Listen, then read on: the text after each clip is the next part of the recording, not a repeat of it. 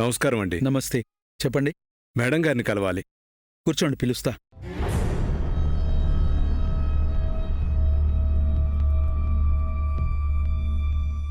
నమస్కారం మేడం. నమస్కారం, కూర్చోండి. పర్వాలేదు మేడం.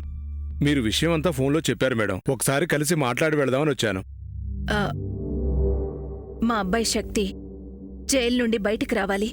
ఇప్పుడు మీ అబ్బాయి ఉన్న పరిస్థితుల్లో బయటికి తీసుకురావాలంటే కష్టమే మేడం. ఏం చెప్తున్నారు? అవును మేడం, శక్తి బాబు గారు తను తప్పు చేసినట్టు ప్రెస్ ముందు ఒప్పుకున్నారు. మీకు సీనియర్ లాయర్గా ఎంతో పేరుంది. ఎన్నో కేసుల్ని స్టడీ చేసిన అనుభవం ఉంది. మీ అనుభవంతో ఇలా తమకు తామే తప్పొప్పుకున్న వాళ్ళని బెయిల్ మీద బయటికి తీసుకురాలేరా? ఎంతో మంది తప్పొప్పుకుని శిక్ష పడకుండా తప్పించుకోవట్లేదా? అంటే మేడం అది... చూడండి లాయర్ గారు, మా శక్తి ప్రెస్ వాళ్ళందరి ముందు తప్పొప్పుకున్నాడన్నది నిజం. అది మనం మార్చలేం. కానీ వాడు తనకు తానుగా తప్పొప్పుకోలేదు. వాసుదేవ్ ప్రెస్ని పిలిపించి బలవంతంగా ఒప్పించాడు. ఏంటి మేడం మీరు చెప్పేది? ఎస్, ఆ వాసుదేవ్ కావాలనే కక్షతో మా అబ్బాయిని ప్రెస్ ముందు తప్పొప్పుకునేలా చేశాడే తప్ప తనకు తానుగా తప్పొప్పుకోలేదు. మీరు బెయిల్ తీసుకురావడానికి ఈ పాయింట్ ఉపయోగపడుతుందనుకుంటాను. ఇంకా అర్థం కాలేదా? కరెక్ట్గా ఆలోచించండి. ఇందులో చిన్న లాజిక్ ఉంది.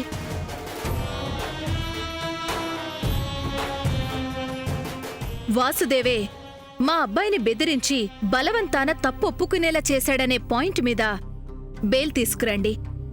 ఈ పాయింట్తో బెయిల్ వచ్చే అవకాశం ఉంది మేడం. తప్పక ప్రయత్నం చేస్తాను. ప్రయత్నం చేయడం కాదు, శక్తి బయటికి రావాలి, వచ్చి తీరాలి. సరే మేడం, వెంటనే బెయిల్ పిటిషన్ అప్లై చేస్తాను మేడం. వెళ్ళొస్తాను మేడం.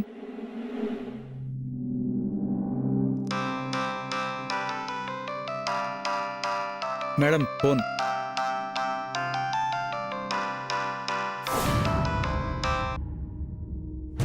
హలో ఉమాదేవి గారు, నేను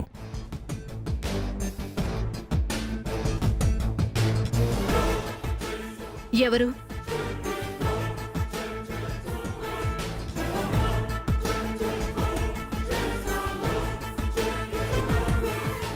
చెప్పండి, ఎవరు మాట్లాడేది? నేను వాసుదేవ్ని మాట్లాడుతున్నాను. ఏ వాసుదేవ్? ఒక మేయర్గా నన్ను కలవడానికి ఎంతో మంది వస్తుంటారు. దాంట్లో వాసుదేవ్ అనే పేరు చాలా మందికుంటుంది.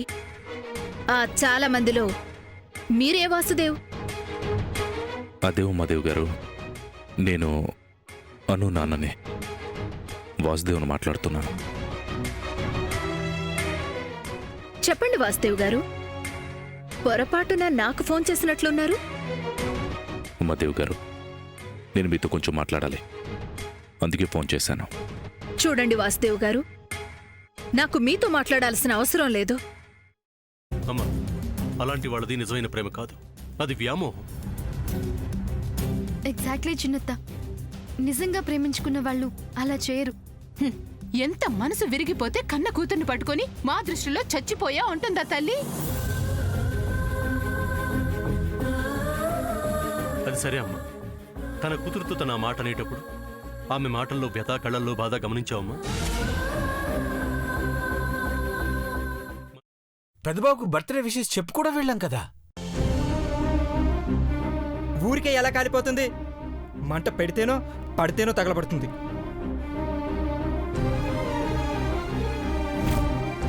కరెక్ట్ చిన్నబాబు, నీకొచ్చినట్టే నాకు డౌట్ వచ్చింది. పార్వతే షర్టును తగలబెట్టిందనుకుంటా.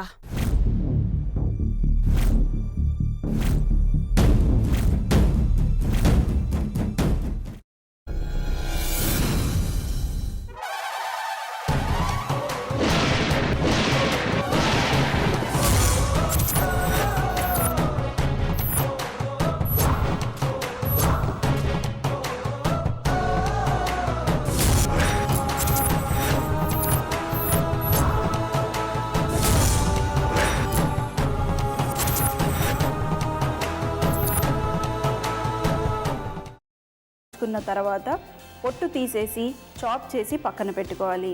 ఒక ప్యాన్లో కొద్దిగా నూనె వేడి చేసి అందులో ఆవాలు, మినప్పప్పు, శనగపప్పు, కరివేపాకు, సన్నగా తరిగి పెట్టుకున్న ఉల్లిపాయలు వేసుకుని 1 నిమిషం పాటు వేయించుకోవాలి. ఆ తర్వాత కాల్చి కట్ చేసి పెట్టుకున్న వంకాయని కూడా అందులో వేసుకుని బాగా మిక్స్ చేసి బౌల్లోకి ట్రాన్స్ఫర్ చేసుకుని అందులో తగినంత చిక్కటి పెరుగు లేదా పల్చటి పెరుగు వేసుకుని మిక్స్ చేసి అన్నంతో కానివ్వండి, చపాతీతో కానివ్వండి సర్వ్ చేసినా చాలా బాగుంటుంది.